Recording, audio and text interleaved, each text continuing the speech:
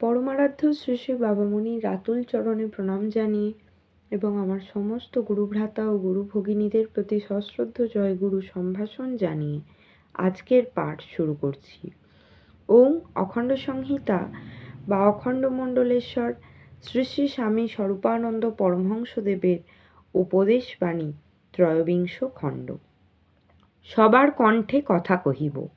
আর একজন প্রশ্ন করিল, আপনি একা একা কত স্থানে বক্তৃতা দেবেন? একা কি কখনো কোনো আন্দোলন চালানো যায়? শ্রী শ্রী বাবামণি বলিলেন, আজ আমি একাই চিৎকার করে বেড়াচ্ছি, কাল না হয় পরশু নতুবা অনন্ত যুগ পরে হলেও আরও নানা কণ্ঠে আমি কথা কইব নিশ্চিতই। বিশ্ববাসী সকলের কণ্ঠে আমি আমার মায়ের কণ্ঠধ্বনি শুনেছি। সুতরাং বিশ্বের নানা স্থানে নানা যুগের শত শত কণ্ঠে আমার কণ্ঠ ধ্বনিত, বিধ্বনিত, রণিত, অনুরণিত হবেই হবে। আমি যখন সভামঞ্চে দাঁড়াই তখন আমি আর এই আমি থাকি না, আমি হই বিশ্বমানব। বিশ্বের প্রতিটি মানব মানবীর আমার উপরে অধিকার আছে, সুতরাং তাদের প্রতিজনের উপরে আমারও অধিকার সুনিশ্চিত, সুনির্ধারিত এবং সুস্থির। আমি যখন সকলের, তখন সকলে আমার না হয়ে কি করে পারে? বক্তৃতা দানকালে আমি বৈদান্তিকের অহম, এক এবং অদ্বিতীয় আমার সত্তা। প্রত্যেকটি শ্রোতার সঙ্গে আমি তখন অভিন্ন। শ্রোতা যখন আমার কথাগুলি শোনে তখন বক্তায় শ্রোতায় পার্থক্য বোধ থাকে না।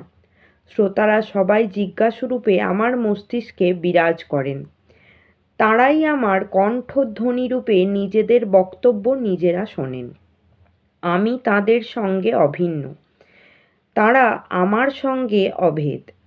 সম্প্রদায়ের প্রশ্ন নেই, জাত বিচারের কথা ওঠে না। ঐশ্বরিকী ধী শক্তি, তাঁদের ধী এবং আমার ধী সব একত্র হয়ে একটা প্রজ্ঞায় পরিণত হয়। তখন কেউ কাউকে বলে না, বলে নিজেকে। কেউ কাউকে শোনে না, শোনে নিজেকে। ধ্যান প্রশান্তির অচঞ্চল সমুদ্র স্তব্ধ হয়ে থাকে। মানুষ করতালি দিতে পর্যন্ত ভুলে যায়। অদ্বৈতের পরম সত্যে আমি বিশ্বাস করি। সুতরাং হাজার কণ্ঠে একদিন আমার কণ্ঠ ধ্বনিত হবেই হবে, তবে মরণশীল এই দেহটা ততদিন থাকবে না। ইহার পর যৌগিক ব্যায়াম শিক্ষার ক্লাস বসিল এবং বেলা 9:30টায় শেষ হইল। জয় গুরু।